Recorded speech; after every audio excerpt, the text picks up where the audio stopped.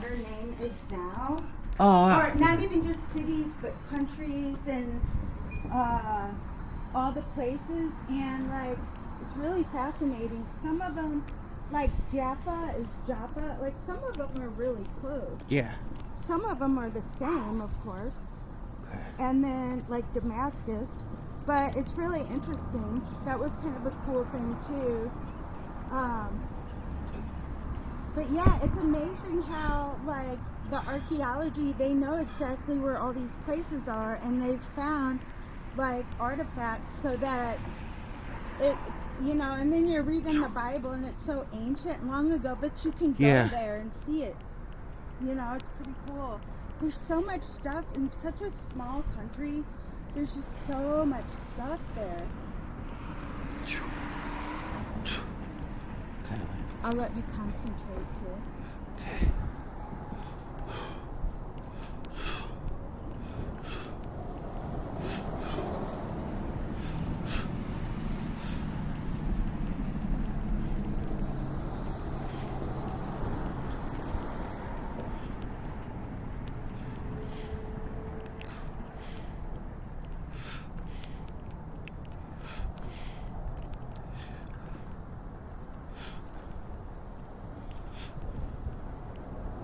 Okay, I'm gonna. You need help? No, I'm gonna rest here for 1 second. Okay, sure. Cause You wanna try to make it? I'm trying to make it to that black line, Okay. right there. I got pretty close earlier when Maria was out here, but I had warmed up. I'm usually generally a lot better after I've been out here for like 40 minutes, 40 minutes, because then I'm all warmed up. But yeah, and your muscles are probably tightened up now a little. yeah. So.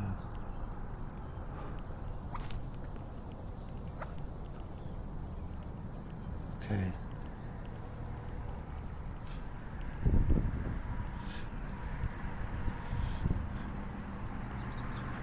I don't think I can do it.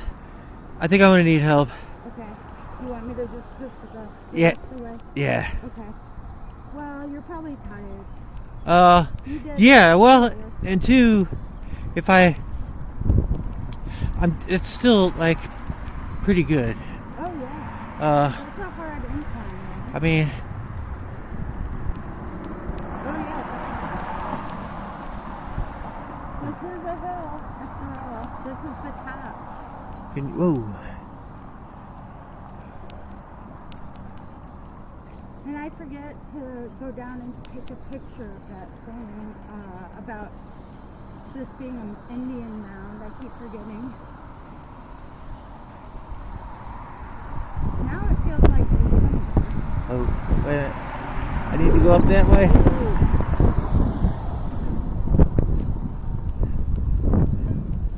One of your brakes on where you just holding your pen? Oh, I was just holding it. I was trying to kind of steer me. I was kind of trying to steer it. But now I'm good. And we got our asphalted roads. Yeah. Did you guys go up here or just? No. Oh, okay. No, I was Now just. they got more Christmas decorations. So, No, anyway, I was just kind of hanging on because you're kind of like leading me down. I always keep thinking like you're gonna lose your grip and I'm gonna start going down that way. Okay, it's like instinctual, to kind of. That's all. I'll let you know too, because you might not know if I'm holding on or just standing there too. So, like when we were back in the parking lot.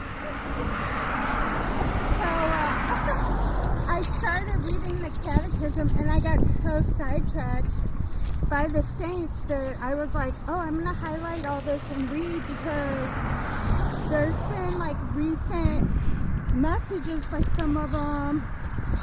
Because sometimes saints from a long time ago have appeared to saints that were more recent. They've already died, and you hear about that a lot. So, and they say things a lot of times. But also some of them are really famous, like Augustine, and I was gonna, like one of them, they had a poem, a song written by something, and I was like, this is so cool. And most of them were doctors of the church, so I started reading, you were talking, and then I stopped and just started highlighting, and then, so I'm definitely not caught up with you. No, you were talking about that yesterday, and I kind of interrupted you. No, you're fine. The doctors. Yeah, I was going to talk to you about it on the walk anyway, but here, we'll let them go real quick. Okay. The ones, I know Ambrose. Oh, you want to go straight down this way? No, I just... Oh, you wanted to go. Okay. Yeah. I know St. Ambrose, St. Augustine, and St. Jerome they all knew each other. And St. Monica, because that's the mother of Augustine. Yeah. But,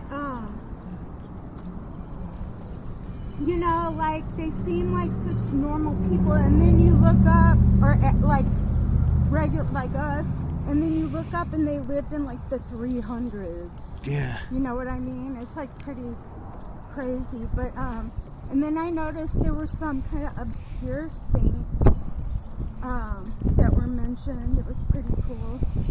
But yeah, there's like a list of doctors of the church, and a lot of them are from a long, long time ago, because the catechism, like the, there was like different council, like the Council of Nicaea, like the creeds, the Apostles' Creed. Those are ancient, and we still use it today. So the catechism, the Catholic Church can literally be traced. It's the only denomination, other than some of those Eastern Orthodox, because they also kind of are exactly like the Catholic Church. There's just minor differences, but some of them are included. A lot of them are a part of the Catholic Church. Yeah. But they're just different rites. Like the Greek Orthodox, I don't think is, but like the Russian Orthodox and Armenian and like Coptic and Marianite, all them are part, like, they're Catholic. The Catholic Church. I mean, they kind of give them props in the catechism, I noticed. Like they do kind of recognize their authority on certain things. Yeah. But anyway, so like it's neat to see how like the catechism, this is like Vatican II, but it's all based on these writings of the very origins of the church, you know, like the beginnings of it. So I like that, the continuity. And like, I don't know if you knew this, but St. Peter is literally buried, you know, St. Peter's Basilica in Rome? Yeah. They saw you, I was watching. St. Peter is literally built underneath it. That's why it's called St. Peter's, his tomb. Yeah. So it's just like... I think I heard that somewhere before. Yeah. And they have a lot of churches in Italy where saints, like, are buried. Some are in other countries because they were killed there, but in other ones. But where they're buried there, and the churches are above it. So I like that, the historical continuity, I guess. Yeah. But where are you at now in it?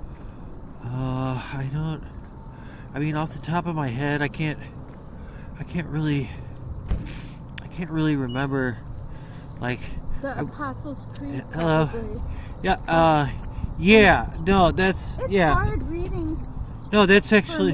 No, that's actually right. That's the stuff I've been going over recently, the creeds, the different creed. There's like 2 or 3 different ones, like the Nicene Creed and the... So... But honestly, it's kind of difficult reading for me because I've been spoiled with those mystical messages from Jesus and Mary and the Yeah. saints to Anne because they're so contemporary, made for our times. Yeah. And also like Mama Julia, and even though it's translated from Korean, it's just like a lot more basic and simple. But I know, all of them, we wouldn't have all this without the foundation and the catechism. But sometimes I read that and I'm just like, oh my gosh, they really, I believe. Okay, let's analyze what this means, and then they have all the, but it's cool too, what I mean? I guess I just kind of finished the parts about the creeds, and now they're just talking about basically the bureaucracy of how the church works. Start I kind of describing the opposite way with more of it all started with me when Pope John Paul II came to St. Louis, and it was 1998, and Adrian was only 18 months old, but I remember it was all over the news, a big deal, and I wasn't Catholic. I was a Christian then. I was a non-denominational, charismatic Christian. Yeah. But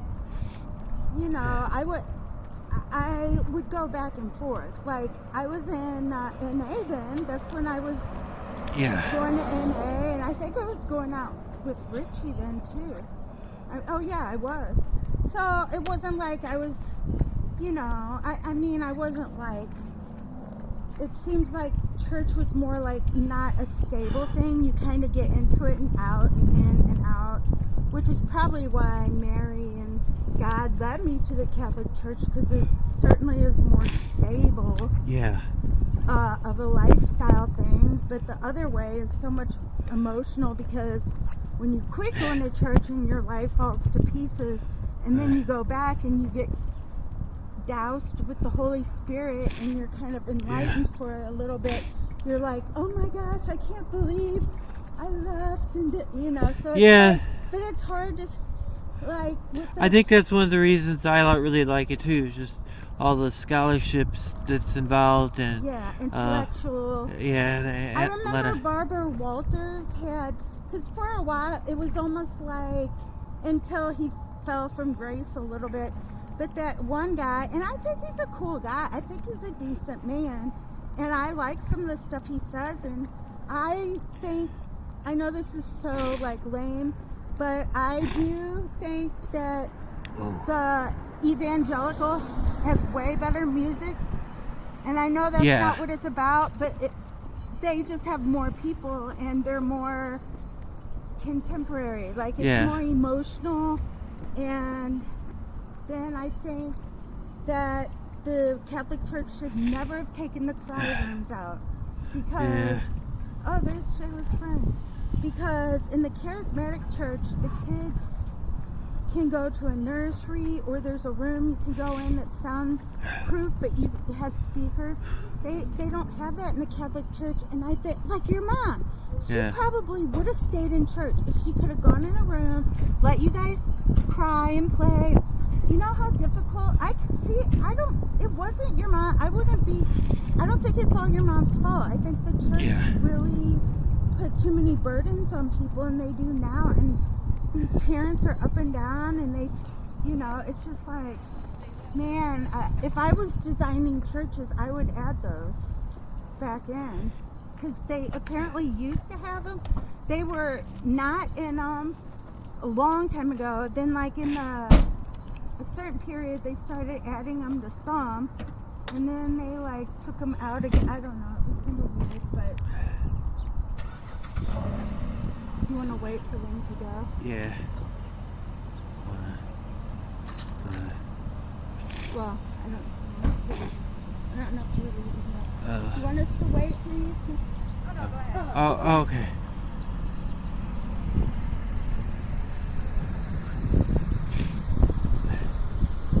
Yeah, but now that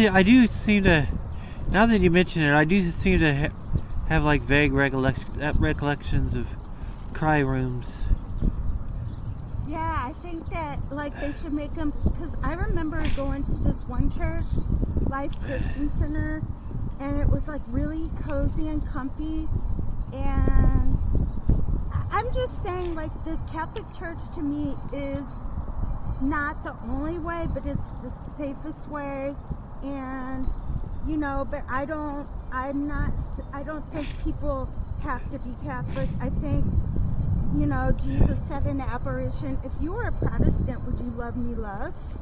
Well, I think He yeah. said that, like, you know, anybody that wants me, It says I will go to them. I don't care. You know, if you're Yeah. gay and you say you want me, I'm not going to turn you down just because you're gay. I mean, he expects things from us, but just because you have things that, you know, and I like that. It's very simple. But, like with me, I kept getting worse and worse. Every time I get really into church, like, I get hit with the Holy Spirit. Because if you haven't been in church in a while, and you get, it's almost like enlightenment, but you can't live like that all the time. And then you can't sustain it.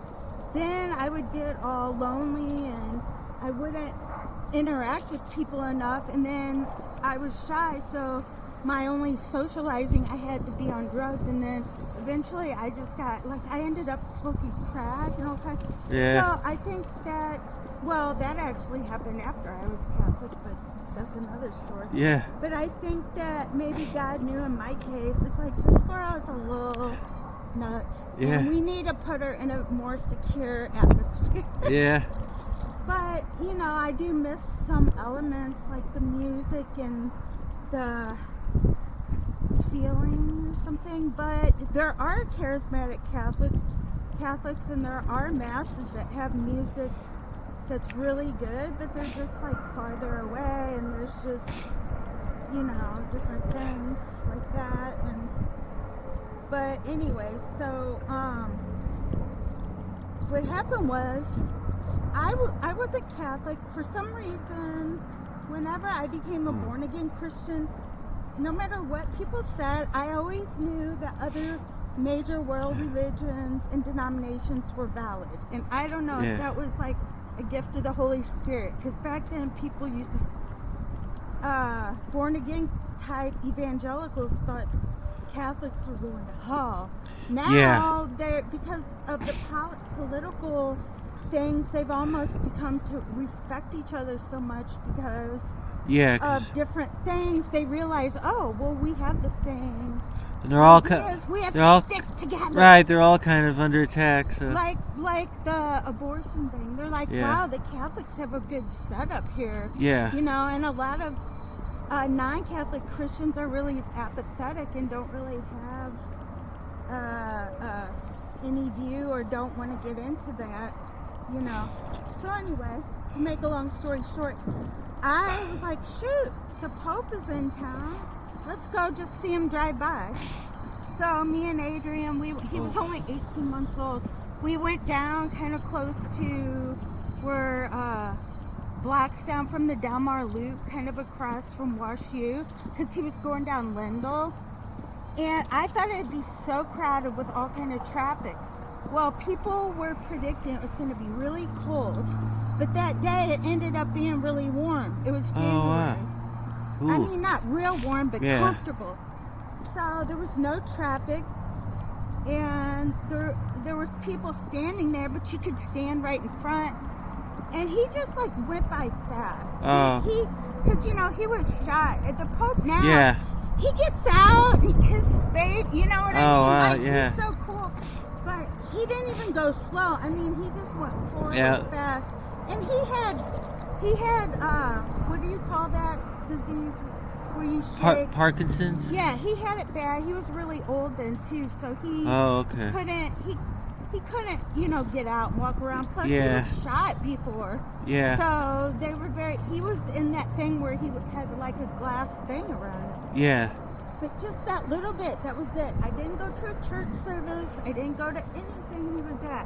It was like I was floating on a cloud for a week. And I had this insatiable urge to learn everything about Catholicism because I really didn't know too much.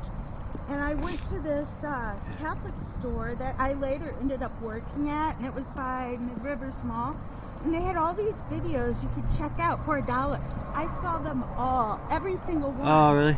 And a lot of them were about new things, like Magigori, which is approved now as an official site, where Mary appears, you know. And this started happening in '82, and it still goes on. So. And I was watching all this, and it's very charismatic, though, at a lot of these sites, you know, where they lay there's healings, and it reminds me of the evangelical. So you watched all those videos before? I watched them all. Before you even like worked there? No, before you tried. I was Catholic? Before you converted? Oh yeah, I didn't know anything about it. I wasn't raised that way, but I knew I wanted to be converted right then and there. So, you know, I had to wait a while, like you. Like I was officially Catholic in 2000, but I saw the Pope at the beginning of 1998. So it's like 2000. Yeah, it was the year 2000. Woo! But anyway, so for me, and there were these things about Eucharistic miracles, and it would, like, they had this priest, and it happened to be recorded, because he was like at a shrine. It wasn't a regular mass, and the Eucharist started bleeding. Can you grab my chair? Oh yeah, the Eucharist started bleeding. So I actually thought that when I went to mass that the Eucharist would start bleeding. Oh, really? I had no idea, and I honestly, at first, I was really disappointed. I didn't feel anything. I didn't know how to sit still for an hour. Okay, that's good. Like the charismatic church. I got it. The charismatic church, you're up and singing half the time. Right. And then if the person, when he's talking, it's no big deal to get up. Go sit on the ground. Like, I have my kids that would run around in the back. And there, it didn't matter if your kids talked and stuff, because people are like, amen, hallelujah, That's stand good. up, start clapping. So, like, noise and all that wasn't a big deal. Oh, that's good. Okay. And so, I was just like, number one, I know this is so lame, but this is where I was at. I was used to cushy, soft seats. Yeah. These were hard seats, and I had to sit there. I couldn't sit still because my attention span. The music, the first mass, was like ancient, and I did not. It seemed like everybody was. The singing was horrible and shrill, and I was so disappointed. And I'm just like, God, this isn't anything like those videos. What's going on? And I was like, really? But I'm gonna trust you in faith in it, and. You know, I realized that you kind of gotta, you kind of gotta like press in and find, because it's not like always, I realized that God and religion, it's not always a feeling, it's not a feeling all the time. You don't always feel it. Yeah. And also, charismatic movement, it's like you're a failure if you're suffering. Like, I know. You're supposed to always be blessed. And this and that, and there's no explanation of suffering, even though a lot of people do. Right. But they don't really focus on it. Like it's I came across like it's a sin to worry, or because that shows you don't have faith or something like that. Well, it's more like if you got really sick, or like, you know, like they don't know about offering up suffering or something. They don't really address like why does God allow suffering? And it's just like, I don't know how to describe it, but you know, I realized, well, I was kind of a spoiled, selfish person then. And then when you're Catholic, it's like you realize that it's not about me. You know, like it's just like, I don't know how to describe it, but it was a culture shock. Yeah. But But that was on me. I mean, a person should be able to sit still for an hour. That's not God's fault. Yeah. And, you know, about comfort and stuff. Life isn't about convenience and comfort all the time. That's letting your body dominate. And the idea is, you know, and it's like, look at the lives of the saints. They all suffered. I mean, they all had such trials and they were killed. But the charismatic movement, they would rarely talk about that. Yeah. They just talked about everything, you know, which is true. Like, you're supposed to have the spiritual gifts of joy and all that, which is true. What church did you go to when you were doing that grace thing? When I was what? Doing that charismatic thing. Oh, I went to a couple. I went to Life Christian Center, Church on the Rock. Oh, okay. I mean, I don't wanna knock it though, because there's a lot of good things. I think somebody like me who isn't mentally as stable as some of these people there, they were raised in the church, they had a solid foundation, they have lots of people in their life like that, and me, I tended to isolate. I was pretty shy. Yeah. And so I had friends, or I would have the revival in the Holy Spirit and feel great, but then you can't be like that all the time. Then I'd get depressed and I wouldn't be around people, and then I would get like lonely, and then eventually somehow and somewhere I'd end up smoking pot, and then I become extremely manic. Yeah. Then I usually started dating a guy, and then next thing you know, I'm just like, you know. Yeah. Like a train wreck somewhere. Yeah. But, I mean, I screwed up a lot as a Catholic too, though, but that's something else to be aware of. This has happened to me and somebody else too. As soon as we became Catholic, watch out, because there's a lot of temptations and you get spiritually attacked. So you have to really stay on guard, because the same thing that actually I was going to call this girl and talk to her, because I forgot. The same thing happened to her as me, and she became Catholic like maybe 4 years ago. And yeah, it's almost like the devil doesn't want you to draw in closer, because Jesus did say the Eucharist is the purest form of uniting yourself with him. Yeah. But he didn't say you have to, you know. Right. And I think that the devil hates that, because he knows, Chuck's going to be receiving the Eucharist, man. That's not good. I'm going to go try to, but you'll be fine. Just, you know, like, keep your cross. I'll get you a cross. You'll be fine. Use that patch, the Mama Julia little material in that water. The devil cannot even be around. But I'm telling you, I really got pretty messed up. And then messed up again. It's just, a lot of it had to do with drugs, of course, too. And then, even worse, men. Because, like, nobody wanted to be, like, wait to have sex till you're married. I mean, if you're an insecure person, you're like, oh, nobody will want me if I don't have sex with them. Yeah. And then it was like, believe it or not, whenever this conversion happened and I was dating Ricky, I just all of a sudden overnight did not have sex with him at all.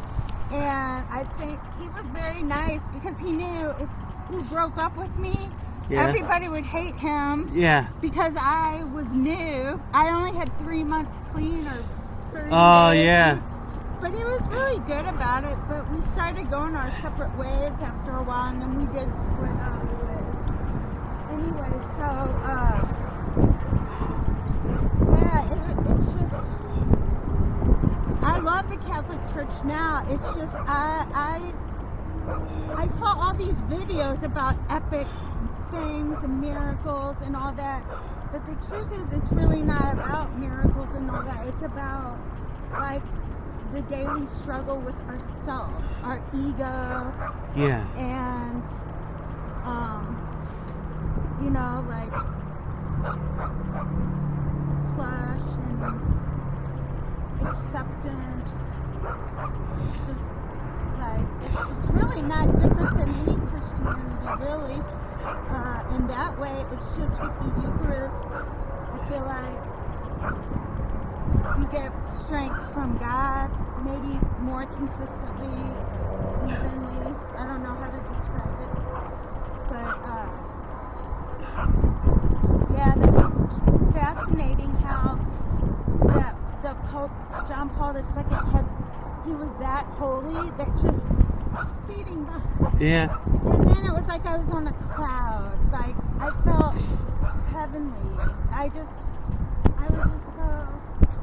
It was incredible the way I felt. I just was like floating. I didn't have any problems, and I'm just thinking, man, no wonder he's a saint, declared a saint now. So Oh, he quickly. is? Yeah. Oh, I he didn't is. know that. And so that's the only like officially classified saint that I was ever around, but I was around one, so that's kind of cool. Yeah. But yeah. But the funny irony is, I like Pope Francis better, and I feel bad because he gave me all those blessings. Yeah. But there's just something about Pope Francis I love. Maybe it's because he's so persecuted and despised so bad by even Catholics that he's like a little Jesus to me. It's almost exactly how Jesus was treated, you know? And he's like death threats. And I mean, I've seen it firsthand, all these traditional Catholics that despise him, and it's just terrible. And he's never said anything that's against the church teaching. It's funny you mentioned that. I was hanging out in this chat room the other day, and this guy was in there as a big Catholic. He's a real funny guy, but he was talking about how he only goes to traditional Latin masses, and he goes, and he said that those people they hate poop, and he said they poop. Do. He called him Poop Francis. Oh yeah, they do hate him, and they're the ones that aren't going against the church because the church believes the Pope is picked by the Holy Spirit. Yeah, it's right now the Catholic Church, just like everything in the world, is kind of being shaken. I mean, Roe versus Wade might be overthrown. We had like an attack on the Capitol.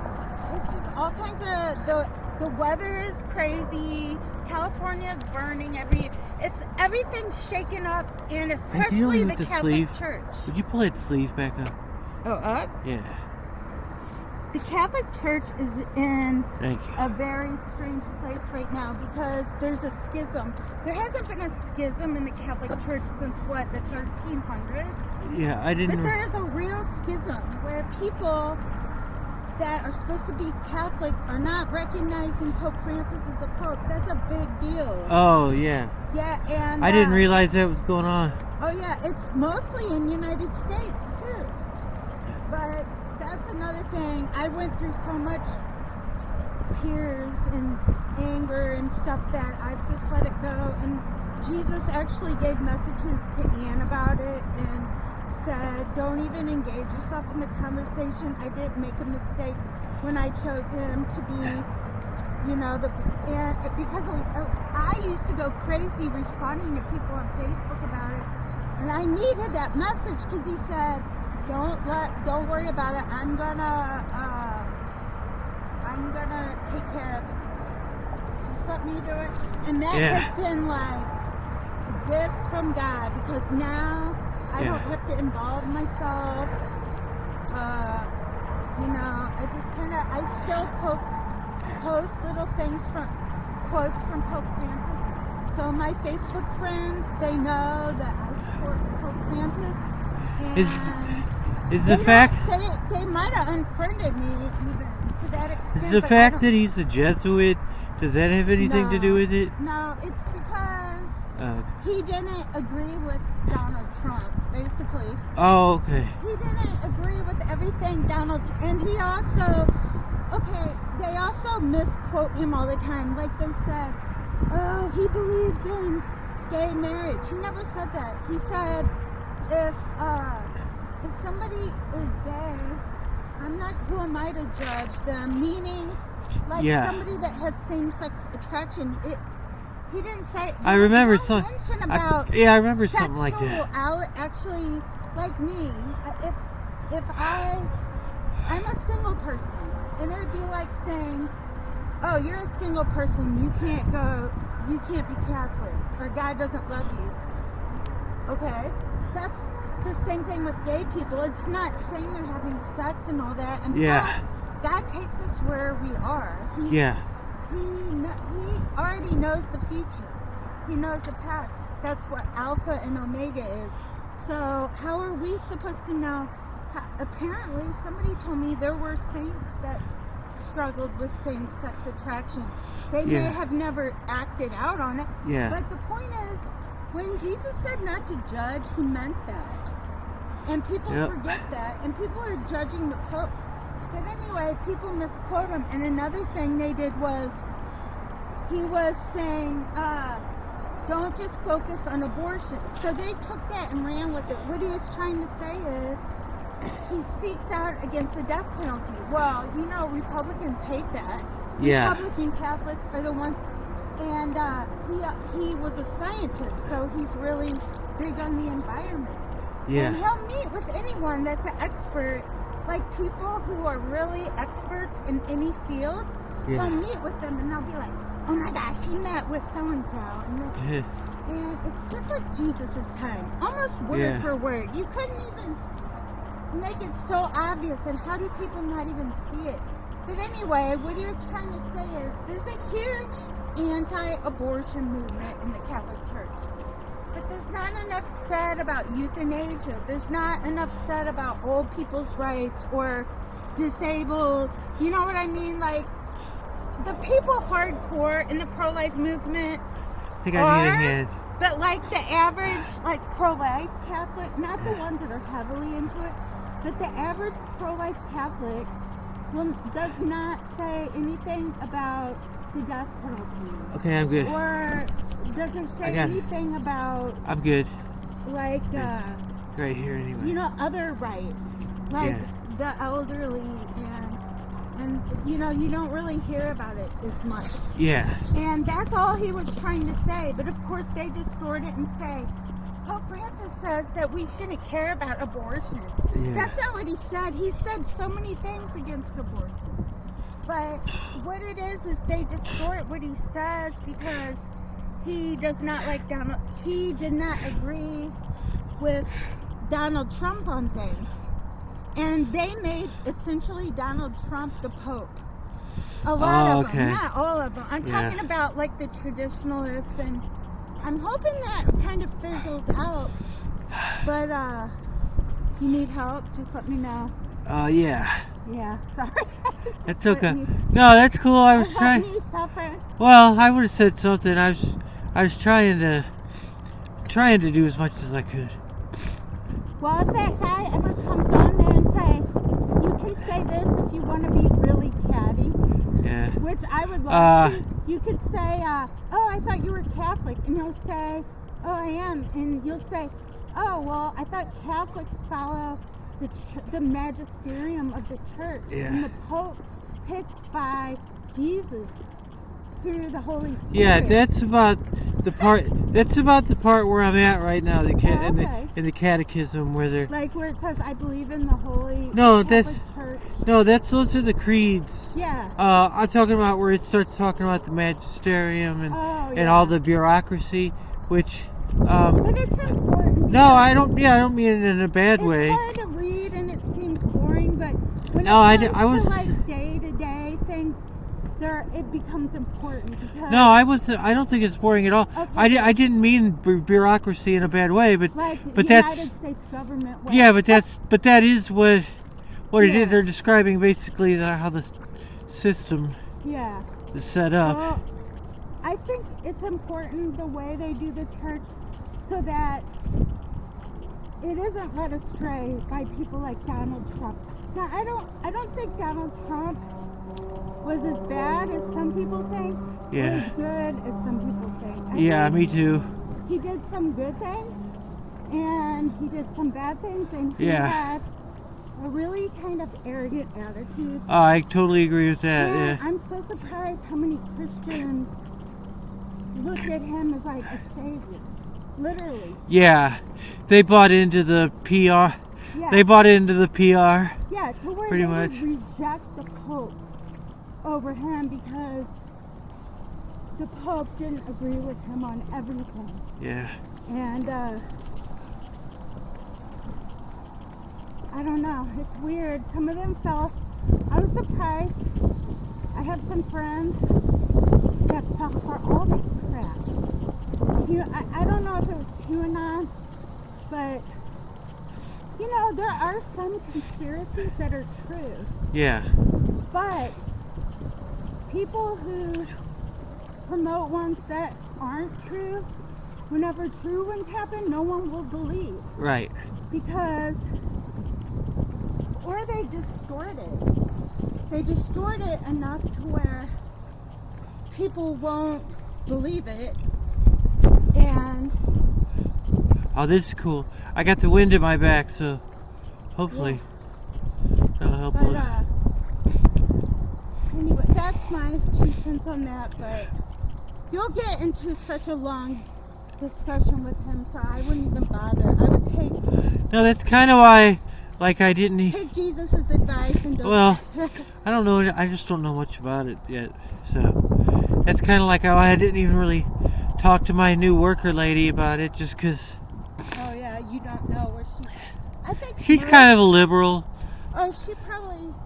but she still goes to church. Well, she's probably cool. I mean, I noticed a lot of people who aren't Catholic love Pope Francis because he preaches love and mercy. He doesn't, like, sometimes I feel like they call him like the Latin Mass, traditional Mass. They look down on other Catholics. They think they're the real Catholics. Yeah. And it seems to me that the people that are the holiest ones are the ones that feel unworthy, that feel like they're not holy. Yeah. Not that they hate themselves, but they just down on people. That doesn't seem like Christianity. I don't know. I think there's a lot of stuff that has to be come to pass through purification, which I look forward to it. It sounds scary, but it's not. It's good, and I see it like right now. The Supreme Court is being shaken up, and all kinds of things. Oh shit. The government. I mean, all the things that were hidden, the corruption, like all the sex stuff. Yeah. It's been going on forever in the workplace. I don't like a lot of the I think you can let go. Okay.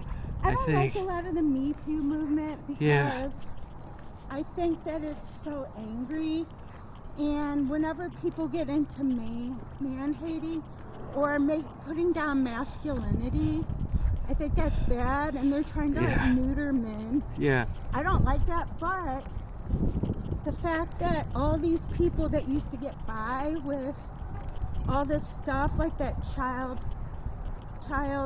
prostitution and all that stuff is being exposed. Like that's in the Bible.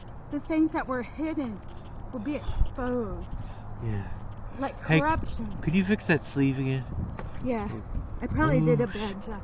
No, hang on. Okay. And I just look forward to it. I'm like, yeah, this is great. And I think it's the same, like there's a lot of subjects that, like China is being exposed for the sneakiness that they are. Yeah. And people are finding out more. We have so much inner intelligence about things, and the way people can communicate through the whole world. Like all these countries that used to have no way to reach out to people and say, hey, it's terrible here. We have to hide in our house. Now they have phones and they can video. They have the internet and YouTube. And like so many people, so many things have changed because of that. And I think that's just part of all the things that were hidden will be exposed when Jesus talked about that. Yeah. And it's kind of like zits. I know this is gross. You know when you pop it and it all squirts out? Yes. I feel like that's what's happening. Like it's Yeah. starting to happen. And like, Yeah, I see what you mean. like the truth about abortion. So many people don't know that in this country, in a lot of places, you can have an abortion all the way up till before the baby is born. And people deny, they go, there's no way, that's legal. It's Yeah. like, yes, it is. And they can't deny that. When they go to a hearing and people, if they would sit and watch these hearings in Congress and talking about it, then they realize, oh my gosh, this happens. Yeah. And whenever they try to ask him, well, explain your procedure, how you do it, they won't do it. They won't. They go, oh, that's not a medical term. But if people, it's Right. going to be found out. Yeah. It's all going to be exposed. People that are pro-life now that worked at these clinics and doctors, oh my gosh. I'll have to send this to you on Facebook message sometime. This one doctor who used to perform abortions and now he's pro-life testified in Congress a few years back, and he explained it, and it was disgusting. But see, they don't want people to know what it's really like. Right. They don't want you to know this. Afterwards, they have to put all the pieces together, because if anything is left inside, that can cause an infection. Yeah. So afterwards, you're sitting there and they're putting the baby together, all the little pieces and legs. Oh, wow. Disgusting. And like average people, like my mom, she doesn't know that. And I try to tell her, and they think, oh, it's propaganda and all this. It's not. Yeah. It's truth. Right. It's the truth. There's so many people that worked in those places that, you know, and the media doesn't want it out, but they testify at court and they, you know, bring pictures and all kinds of stuff. And it's like, I think like everything's on the verge of being exposed of what is really going on. You know, like the corruption and those people around the world that were like having offshore accounts and taking money from their citizens, like in Jordan, that king or whatever. Yeah. They're discovering all these like corrupt people, and it's just like people are like, oh, the world is so depressing, all this corruption. No, this is good. We're finding out. It's being exposed, so we can change it, you know? Hopefully. But by the way, did you see the news about that? They're predicting that Roe versus Wade might be overthrown. Yeah. Did you see that? You knew I was celebrating. It's not official yet, but they can make predictions based on the judges. Yeah. If that doesn't happen, the bare minimum is that they would uphold that law for that state. But, Yeah. And then other states could have lawsuits like that. But if that happens, you know it's a big deal. They said it'd be the biggest deal in a generation. I mean, it's a big deal. And what'll happen is all these people will have to travel far away. But people are like, oh my gosh, it'll be so bad. But you know what? Yeah. I don't think the results that the fearful people are having will happen. I think people will think twice and not be so loose. Yeah. If you know there's a chance you're going to get pregnant, you're going to be a lot more careful. Yeah. And all these people that, you know, maybe they'll take birth control more regularly and be more cautious. And in the back of your mind, if you know you can't get an abortion or you'd have to travel so far, Yeah. you're not going to be like just, no offense, but hoeing around. Yeah. Because some people do. It's like, it's become just ridiculous. Yeah. And I shouldn't say that, forgive me, God, but I can say it because I was like that at one time. And I think about all the people like that are drug addicts and how that could be a major issue. But you know what? If you're a drug addict that bad where you're not even knowing where up and down is and sideways, maybe you should get your tubes tied. Yeah. Because, you know, You're not gonna, if that happens, or you better move to California or New York and take, because I have a feeling a lot of, here's something else too. It used to be, they'd say safe, legal, and rare. They don't say that anymore. Yeah. Because we all know people use it as birth control. Yep. Like a lot of, the average, most girls don't have one abortion. They have lots of abortions. Yeah. So, anyway, that's just my take. People think, the consequences will be so devastating. But I think the truth of the matter is we're going to restore some dignity into people's lives and think of sex differently. Yeah. And that it's not like a recreational activity like going to the movies or just some sort of thing you do with friends. Yeah. Or just hanging out, And it's like, maybe people, well, heaven forbid, might get married first. Oh my gosh, that's so archaic, right? Yeah. But maybe it'll bring some sense back into the world. But we'll see. Yeah, definitely. We'll know by the summer.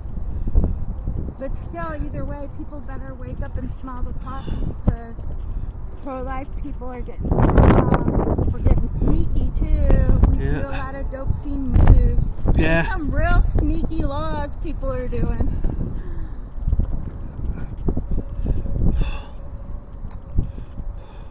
Well, I told you about that Texas one, which I don't think it's going to pass, where they make us vigilantes. Yeah. All those drug addicts that want to make $10,000, they're going to be snooping. They're going to be snooping around trying to find someone that had an abortion too soon or too late past the marker. Oh, yeah. Yeah, I know what you're talking about now. Everyone's going to want to make some money there.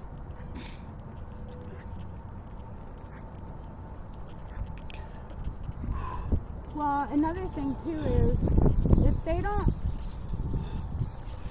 I think it's wrong for this reason too.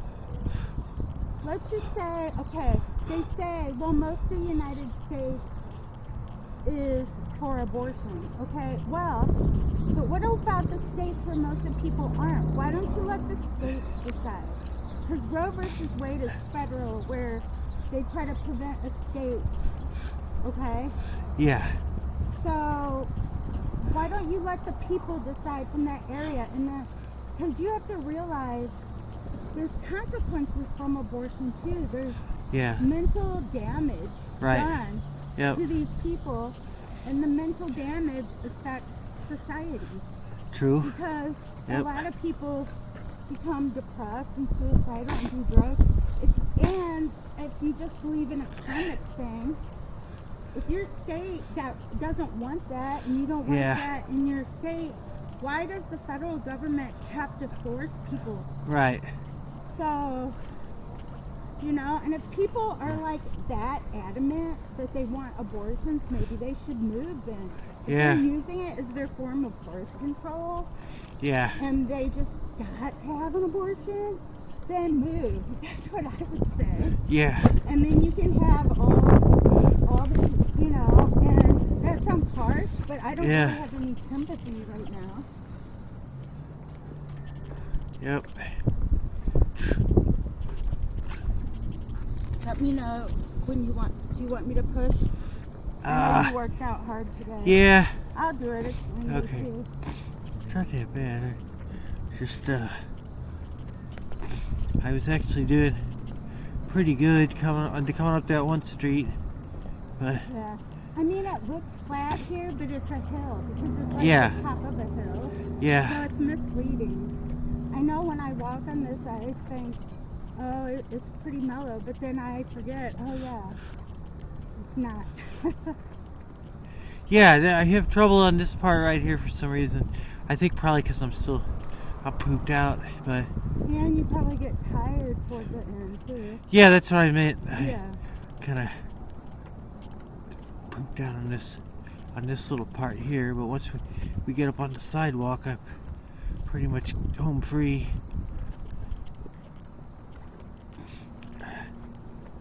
Yeah, I was thinking too about how Okay, I think you can let go. most of I think. those saints, you know, that wrote these great writings that the Catechism is based on, if those people would have been married and had kids and everything, Yeah. I don't think they would have ever wrote those. I don't think their mind would have been I freed guess up. I do need a hand. You know what I mean? Like, Yeah. we were talking about how I was like, I wonder why there were so many mystics in the more recent history of the church that were bedridden or disabled in that. And then I think because going to a convent was like more common in the Middle Ages and medieval times. Yeah. Oh wait, I got it. Okay. I just I'm good. Okay. This is kind of hard right here. So let me know. Anyway, I was like, oh, that must be it, because these people were freed up. They were kind of like imposed monks. Yeah. And contemplative, because they didn't have all the distractions. Yeah. Right. But it is uncanny, I'm telling you, Chuck. You know, we were talking about the martyrs in the first 100 Yeah, I mean, years it's were like killed, and you still have periods of time when, like the Spanish War in the 1800s or the 1930s, like different wars, and it still happens like in some countries. Yeah. But like in Europe and United States and Canada and most of the world, it seems like the modern martyrdom is like disabilities. Yeah. And some of it is like redemption, they call them victim souls, like Julia Kim. God knew before they were born that certain things would happen, and that they would have the infused knowledge at some point that they were going to offer that, and God was going to use it, because left to our own devices, from what I understand from... I'm good. Okay. The world would have had a lot more catastrophes by now if there were people who offered up all these, like, sufferings and that. Yeah. But I think also a lot of these people, like this one girl who's a saint, when she was only 3 years old, she drowned. Oh, wow. Well, almost drowned. Okay. She was taken to... Couldn't spot me going down this hill, or... Okay. Oh, yeah. Anyway, so she didn't die, but she was in a coma for a long time. She woke up, but she couldn't talk, she couldn't eat, she couldn't walk, and everything. And the hospital was like, well, you know, we'll find an institution to put her. And the mom was like, what? Heck no. Okay. So they, I'm good, I think.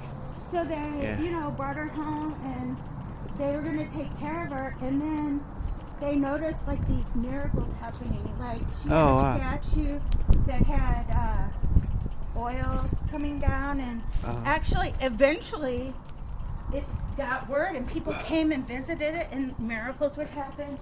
And then they had a chapel put in, and people would go on pilgrimages there. Oh, wow. And on Good Fridays, after a certain time, all these things would happen to her during Lent on Good Friday, or on Friday.